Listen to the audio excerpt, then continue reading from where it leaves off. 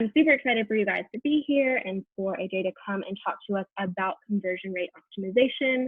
She's got some really exciting things to share with us. So I will turn everything over to her and then I will pop back up at the end. So thanks for the intro, Hannah. Hey, everybody. Thanks for joining today. I just want to give you a sense of what we're going to be focused on today.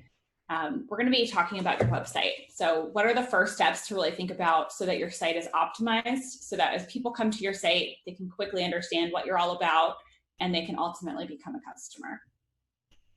We're going to be going through some definitions. Conversion rate optimization can get pretty technical and mathematical, but we're going to keep it light today. But I'm happy to dive deeper into anything as we move through it. We're also going to be talking about specific elements to make sure you've got on your website. I look at a lot of websites and it turns out a lot of people miss some of these really basic things. So you may want to pull up a separate window so you can follow along with your website and make sure you've got all of these things checked off. And then lastly, I'm going to give you some tools. So it's not enough just to have a website that's a solid foundation, but what we really need to do is to be continuously thinking about, am I presenting the right story? Am I really connecting with my visitors so that they can reach out and we can start doing work together? And I have a couple of giveaways at the end today as well, so stay tuned. So I'm AJ, and what I'm really passionate about is helping businesses make more money from their online businesses by improving their conversion rate, but really their site experience. I have a background in user experience and conversion rate optimization, and I'm the founder of ExperimentZone. So feel free to reach out to me at my email here or find me on LinkedIn. All right, so who is CRO? Like, what are some of the things that people think about when they need CRO? Sometimes businesses will launch a new website, but they're not making the revenue or getting the leads that they were hoping to get after launching. We'll also hear that visitors come to our site, but then they leave. How do we get them what they need? How do we connect with them? And then there's a lot of focus on growing our online business. What should we be doing next? And conversion rate optimization is the answer to all three of these. So what is this all about? It sounds pretty technical, CRO for short, but really what it is this continuous process for improving your customer experience on your website so that visitors who come to your site can convert and make that desired action to become a customer, to buy your product, to take action. So this might be things like they're ordering from your website if you sell a product. This might be that they fill out your form lead, they schedule an appointment with you, or this might be email signups. So if you have a mailing list and you do email marketing, this is another way to achieve more people to sign up on your list. But at the end of the day, we're taking existing traffic and getting a higher percentage of those people to do the action. All right, definition aside, who should be doing this? And the answer is anybody who has a website, who has visitors. If you've got people who come to your site and 100% of them are not converting, then there's probably something that's getting in the way. So let's figure out what it is. So at different levels of traffic on your website, there are different tools that we'll use, and I'll cover some of those today. So if you're on the lower end of traffic, we'll want to talk about surveys and we'll want to talk about analytics. And then on the higher end of traffic, you'll want to be split testing and really making sure the decisions you're making are backed by data that will lead to more conversions. All right, here's the only math formula of the day. We're going to be looking at what is a conversion rate. So if we take the number of completed actions that we want people to take, and we divide it by how many people are coming to our site, that's our conversion rate. Pretty straightforward.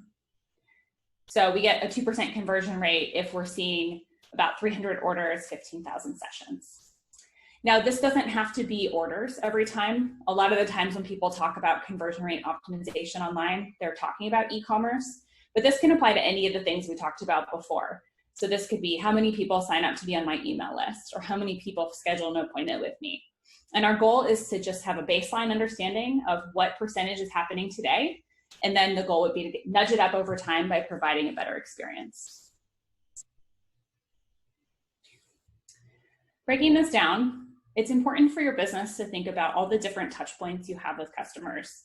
And Hannah's talked about this on previous sessions, so I'm just going to give a quick overview of this today.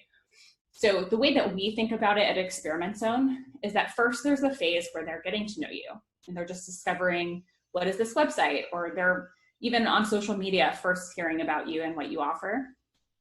So these are really the discovery stages, just kind of getting familiar, maybe seeing your brand for the first time. The second step is education. So really learning, what is this business? Who do they provide it for? How do they provide it? And the facts of the situation. The third step is browsing. So it's looking at the different solutions or products that you're selling or offering, and for them to be able to identify which one is the right fit for them. And then lastly, it's taking that action. So it's either purchasing or filling out the form or scheduling an appointment, whatever that last call to action is that will turn them from a visitor to a customer. And what's really helpful about breaking down the customer journey this way is that what people need at each of these steps are different. And you can evaluate how well you're doing based on where people get stuck. So in effect, this is a funnel just on your website. So you can measure how many people get to these initial landing pages, what percentage of them make it to the step where they're figuring out which product or service is right for them, or ultimately what percentage of them are converting. And watching those data points over time can be really helpful to pinpoint where your opportunities are. And I mentioned A/B testing before, so just a real quick look at this. A/B testing is taking 50% of the visitors who come to your website and actually showing them two different experiences. So they'll come to the site, will be the same URL, and then they'll see two different designs.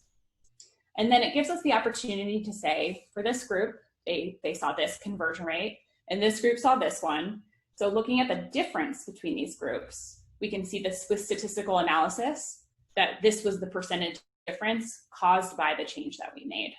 So we do this all the time. We do it on repeat, not a one and done, old site versus new site. You can do this incrementally with smaller changes to make sure that every decision you're making on your site is resulting in a good way for your conversion rate. The other way to think about conversion rate optimization is this idea of coming up with, if you think about the scientific method, you come up with an idea and you want to put some definition into it. So I have the idea that putting a button on my homepage is going to get more people to click on it. I may also have an idea that having this certain image is going to connect with my audience better. You'll have many ideas. The ideas are actually the fun part, but the ideas are easy to come up with.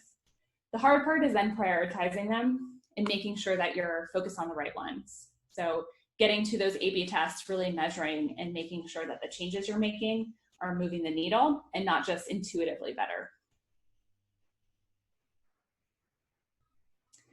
So I'm going to have two lists for you today. One is a list of things to include for conversion, and then the other one is a list of things not to do. It's oftentimes that we use our websites and we overload it with a lot of information. So instead, let's focus on the core elements that people need to get to know your business. So where should you start? The first thing you need to do is that when people come to your site, on the first impression, whether it's a landing page or the home page, is to clearly state what the website is. I look at hundreds of websites every week, and a good majority of them do not do this. It's a missed opportunity because what it does is it creates like this extra overhead for people who come to your site. If I've never seen your site before, maybe I didn't really get a clear sense on social or on the ad what you're doing, I now have to figure it out. And so if you're making me do work and I've got a lot of stuff happening in my world, I could easily get distracted or just never really get a sense of it and leave. So state it plainly and simply, and it will really help with your conversion. The second thing to do is not just to say what you do, but why they should work with you. So this is your value proposition or your differentiator. And again, saying things plainly is a gift. You're just helping. You're making it simpler for people to understand. So we don't need to hide our message in complicated language. We can just clearly and simply state why we're better or why we're unique for this product or service. The third thing is that we want to give visitors a really clear action. Again, we're in this world, there's a lot happening. A lot of people have their phone out, their computer out, they've got many tabs open, maybe 2 monitors, they've got kids in the background, dogs running around. Like, think about this whole context and then make them work really hard is pretty unfair. So to really get people to focus and understand what you're about, you also then want to hand them the gift of here's how to get involved. So this can look like a specific button. This could be a field that you fill out and it's like, make an appointment with me. Okay, great, I can do that right now. Quick, I'm done. I've got that on my calendar now. So help focus their attention, be really specific and clear, and then give them specific actions to take.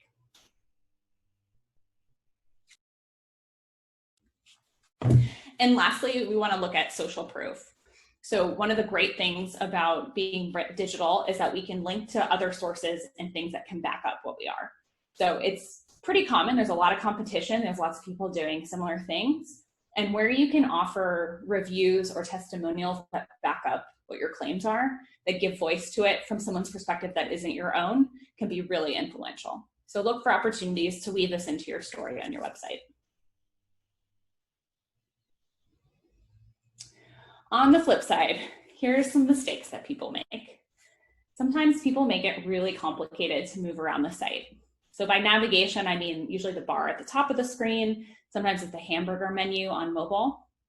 And sometimes you're just giving people too many choices or really confusing choices. So action-oriented language, simple language, this will help people really figure out, where do I need to go to learn about this business? Or where do I shop? Or where do I book? You know, these very straightforward, simple words help with that. So keeping our navigation simple instead of complex is really helpful for conversion. Other mistakes we see, long blocks of text, really hard to parse. We've been taught in school to write essays and to tell our story with lots of words. And again, in the internet, we are competing with a lot of other places for attention. So instead of giving them a block of text and having them synthesize and remember the things that was in text, give them the 3 bullet points. Here are your 3 takeaways. Here are the 3 things about us you need to remember. Here are the services. So wherever you can switch from blocks of text to bulleted list, that will help with conversion as well. A couple of other things that we see is that sometimes large images or videos can overwhelm and weight down the page. So make sure that instead of just adding a lot of content or a lot of images, that you're doing it with intention, that it's really conveying part of the message that we talked about on the last slide, and that it's not just there slowing down the page, making it harder to get in and to learn all about what you offer. And then the last thing is that a lot of the time expectations aren't set. So Hannah and I were actually just talking about this before the call today, and this applies in so many contexts that's not just online, but it is such a helpful thing to give to people to set their expectations. If you sell on an e-commerce store, when is this going to arrive? If you have a service and you're having a free demo or a free meeting, how long is the meeting going to be? What do they need to come prepared with? When's it going to happen? So just setting those expectations reduces any question that people might have or hesitation and can help with conversion. This is our set of some different testing tools that you may consider looking into. This top row are A/B testing and personalization platforms. So these will help you split the experiences and do the measurement to make sure you're making the right changes. I've got some of the popular analytics platforms as well as some click tracking tools. Click tracking is a great place to start, and it complements analytics really well because it will give you a visual sense of what are people doing as they're navigating my site. It will output visuals like heat maps to see how far people scroll down the page. Are they clicking on your calls to actions? Are they even getting far enough down the page to see the list of benefits for why they should work with you? And if you're seeing these things, these behaviors not aligning with what you want people to see, it's a great indicator to make some change.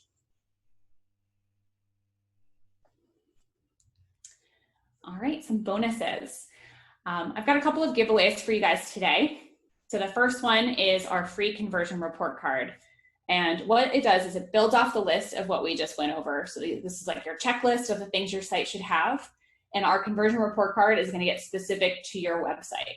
So if you want to get 3 actionable things that you can change for your website from our team of experts, feel free to apply for this conversion report card and we'll get that back to you. We also have a CRO checklist. So in addition to these do's and do nots that we went over today, this is a lengthier list of each step of the process, what you should have on your homepage, on any service or product pages, and then what it looks like to finally close that sale on your site. And you can also find us at experimentzone.com. And one other thing I wanted to share is that each month we have a webinar called Growth Through Empathy, where we do a deep dive on specific pages of your website. So this month we're going to be looking at home pages, and we're going to be going through homepage specific tips and examples so you can apply them to your site and improve conversion from your homepage. So sign up for free there. We also have a Facebook group. So if you have some questions, we'll talk about questions today. But if you have any questions after today, or if you're watching this recording later and you want to get a discussion going, join our group, and I'm there, my team's there, and we'll answer your questions. Hannah, it looks like we've got some questions coming in. Yes, we do. Awesome. Perfect. Okay. So Denise asks, you spoke about images and videos. Is there a standard size that you would recommend? Mm-hmm. So a great tool is a tool called Google Page Speed Insights.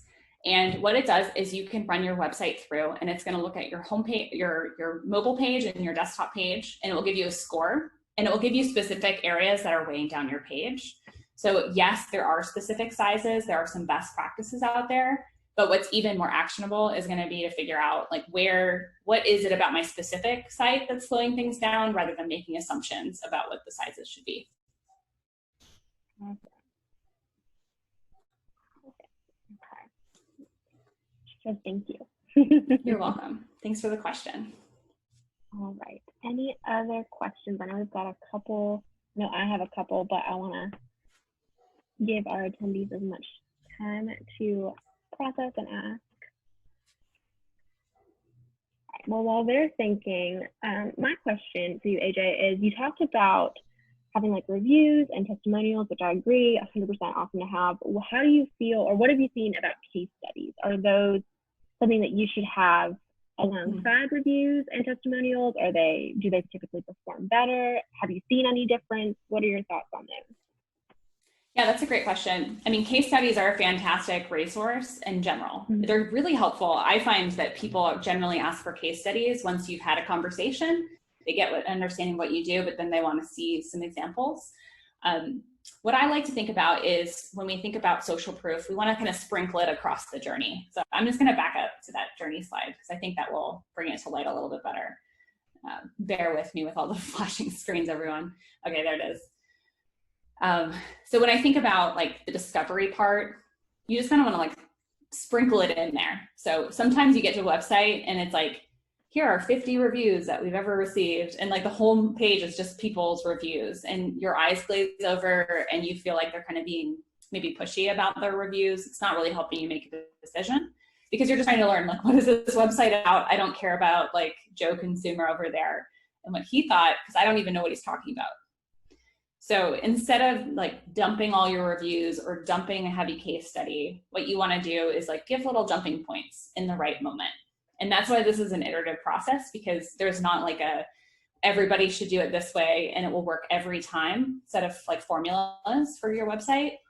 But instead, like what you want to do is like give them the quick ins into these things. You want to show them in the right places. So not just your homepage and not just the review section, but like spread it out, some nudges that remind them that other people have worked with you. But then also make it easy in the navigation to find your case studies. Awesome. That's great advice. I'm working on putting case studies together myself, and I'm like, oh gosh, they're not a whole lot of work, but they do, require effort. So yeah, one of those things that I'm like, it works, so put them there. Okay, awesome. The other tip about case studies that I have is that it's really helpful to think about case studies as like a sample of the different things you do. So having like 10 case studies of the same topic, people are probably not going to look at those. But showing like the same topic across different industries, or if you have different kinds of services, sprinkling it that way can be really helpful. That's a great point. Sorry, my dog is going to bark. I apologize, everyone. She's gotten territorial. All right, we do have another question from Denise, and it kind of goes along with what we were talking about. So her question is, do testimonials go on the home/landing page? And I know you spoke about kind of sprinkling it out, but maybe talk a little bit about like home versus landing page. Is there a way that we should look at those? Is there a specific definition that you, like, I know some people kind of clump them together, and landing pages are often referred to as just either the page that someone lands on in your website, or it's like a whole separate kind of one-off thing. So maybe you can talk a little bit about that.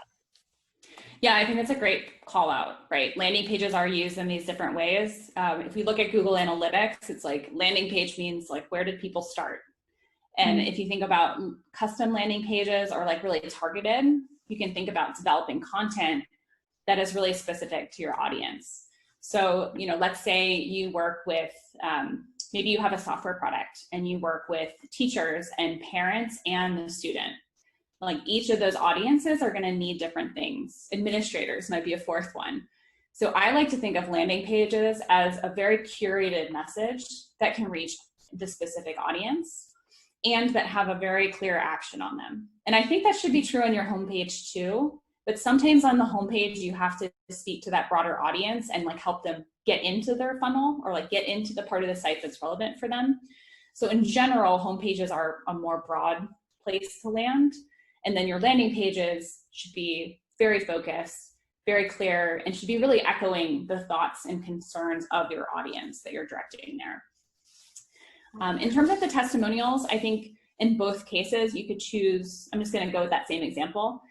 You could choose testimonials from parents and like very clearly identify, like this is the parent giving this feedback on that landing page. Whereas on the homepage, you might speak to like broader use cases, or you might only highlight one or two examples and then link off to like read more reviews and you can navigate them to a full section.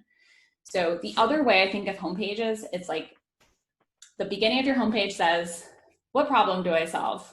Like, why do I exist? Or what aspiration do I help people with? Because it's not about Hannah, it's not about AJ, like it's not about us because we have a website. It is about the person who needs help or has something that they're trying to achieve. So you need to like first message and let them know that that's like you're aware of that and you're thinking about them. And then you plainly state what it is that you offer and then why you're different. And then what comes after that can be more variable depending on the business, the line of business you're in, but oftentimes testimonials would be part of that. I like that. That's awesome. That's a really helpful way to think about it too. I'm even redoing my website and just thinking through, okay, I know my ideal client even better now. And so I know the problems that they have. I know exactly, even the words that resonate with them. And so, yeah, I definitely think having kind of thinking through your homepage in that way is great. The best tip I've ever gotten about copywriting and like what words to use is to talk to your customers and write down the words they say and then write those words on your website.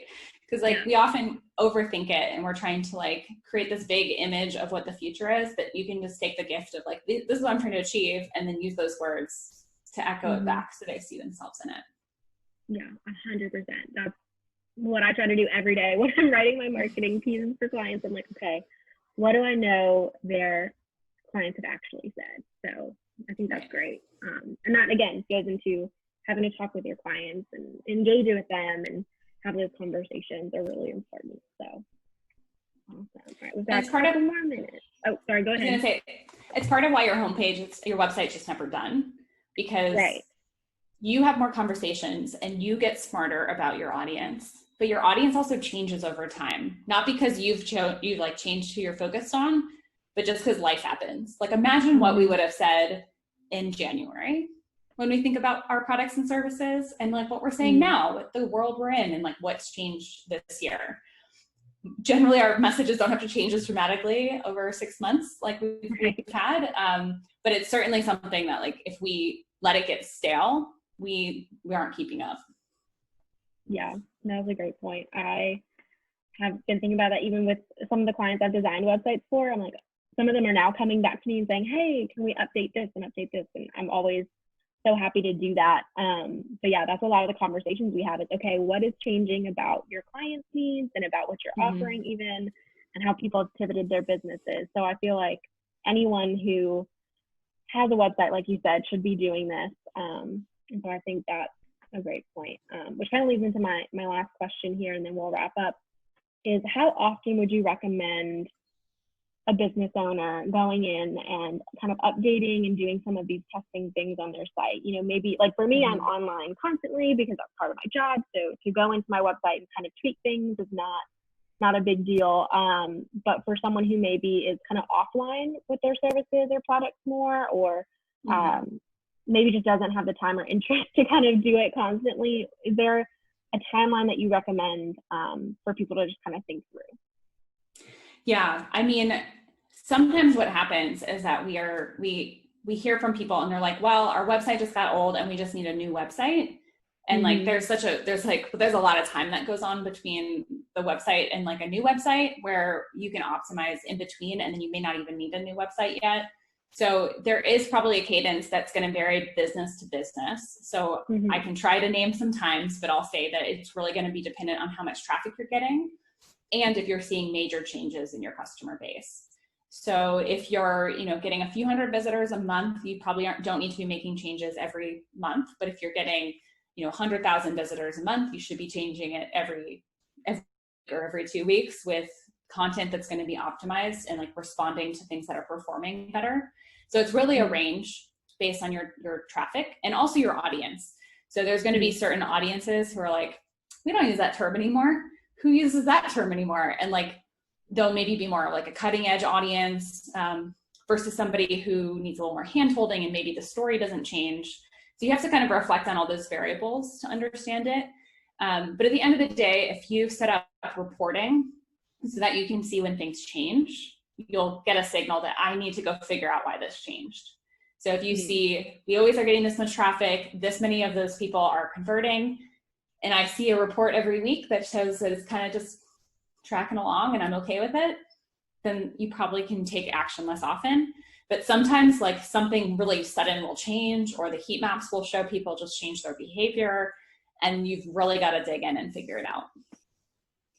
That's awesome. Yeah, I definitely can get lost in the Google Analytics of the website. Yeah. So I try to limit myself to just do it a couple times throughout the month, and like maybe once a week to kind of check in and see, especially if I'm posting something new with a new blog or a new video or something like that. So no, that's awesome. And I think that point oh, go ahead. I was going to say the analytics is such an interesting example. I have a client who like keeps Google Analytics up on a second monitor, and I'm like constantly like, you don't need to be looking at it that closely, because the live data is noisy, and it's really about the aggregate of data that will give you insights into like trends, as opposed, like, kind of think about it as like if you had a physical store. If you followed around every customer in your store, are you going to really learn anything? But if you step back and you say, how many people came in my door this week or this month, and how is that different from last month? That's going to give you actually something to look at as a difference. No, I love that. That's a great point. I think that's something I always have conversations with clients too, is they're like, where's the change? I'm not seeing this. And it's like, well, over the last 6 months, you've grown a lot. There's been a lot of growth. So that's a great reminder too, just looking at that big picture. I love that. Awesome. All right, well, it is almost 5 o'clock. So if you guys have any other questions or anything else that pops up, feel free to email me, or I'll include AJ's contact information in our follow-up email, as well as the recording of this. So if you want to go back through and listen to something again, or kind of take some notes again, you will be able to do that. But just a reminder to everyone that next week we will have another guest speaker, which will actually be my mother, which is going to be super exciting. And she's going to be talking about how to price out your services. So that will be, I think, a really great and helpful tool, especially now that you know how to optimize your site better and kind of go back in and tweak these things. While you're doing that, you can also update your pricing. So that will be a kind of fun opportunity there. But thank you so much, AJ, for coming and speaking with us. I know that you have a lot going on, so taking this time to prepare and to talk with us has been super helpful. And I can't wait to have everyone hopefully reach out and connect with you, especially in that Facebook group. It sounds like you're doing some awesome things there. So definitely. Yeah, thanks so much for having me on. I appreciate everyone listening, and always happy to answer some questions. As you mentioned, the Facebook group's a great place to ask them. We've got a lot of experts who can jump in. So really nice to be on. Thank you guys for having me. Awesome. All right. Well, have a great weekend, everybody. Bye.